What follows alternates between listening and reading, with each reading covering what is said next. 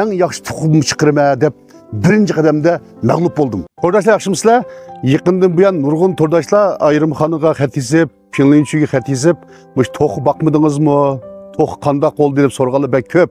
Bugun mushlarga opchi bir javob berib o'tay. Men to'qini yaxshi baqaman deb mushu yishil doğrudan bermay, eng yaxshi tuxum chiqiraman deb nurg'un tirishdim. Shandongdan sazangning urug'ini akilib, kolning qig'ida sazangni biqib, ko'paygandan keyin sazang orqali oqsil to'liqlab, purt yegizib, eng yaxshi tuxum chiqiraman deb birinchi qadamda mag'lub bo'ldim. Shandongdan akagan sazangning urug'i bizningki ma 40ga tushgandan keyin bu asosda urug'dan sazang terilib chiqolmay emas o'lib ketdi. Bu birinchi qitimliq mag'lubiyat. Ikkinchi qitim qushxondan kal qo'yning qinna chiqdim. Buningga kipak bilan purchaq kunjus aralashtirib, buningga chivinning qurtini baqdim. Chivinning qurti nihoyat yaxshi ko'paydi. Bakchi qurt chiqdi. Maqsadim mush qurt bilan to'g'on baqmoqchi edim. Lekin buni bergandan keyin tozliq o'lchimiga yetmay, to'qlarning ich surib ketib, mingdan ortiq to'q o'lib ketdi. Bu oqmidi.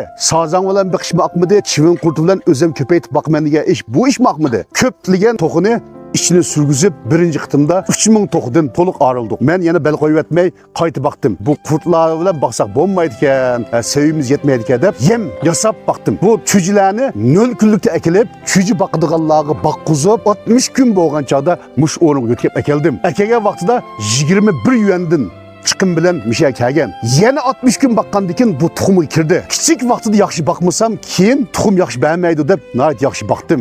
Tuxumga kirgandan keyin qo'yib o'tib baqqan to'qlarningki tuxumlash nisbati tuvan chiqib qoldi. Mushu oq tarafdagi mal lampi yib qo'ygan ya, burun to'qib baqqay o'rin shu. Mishada baqdim, daraxtning ostida baqdim, yong'oq patdi, yong'oq ziyon qildi. To'qlarning ko'z ko'mas bo'lib qoldi. U yer yutkab chiqib oqgan o'tirib baqdim. Azroq ya'ni yomg'irdan, kundurdan doldilgan qilib endi bu to'qlar 120 kunga kelib degan vaqtda tuxumlashga başladı. Biz tuxumni yaxshi chiqardik. Endi nurg'un do'stlar bilmasligi mumkin. Hozir davlatimizningki tuxum to'qisini biqish saviyasi xalqlarning oldingi qatorda. Bu to'qninki tuxumning siriqini siriq qizil qilishdan boshqa tuxumning rangini o'zgartirish, hatto tuxumni so'qchoq yoki bo'g'laq qilish, mush tuxumning shaklini tortib, mushunga ta'sir ko'rsatilib bo'ladi. Mushundaq amal bor, dorilar bor. Men ularning hammasidan o'yilib o'tdim.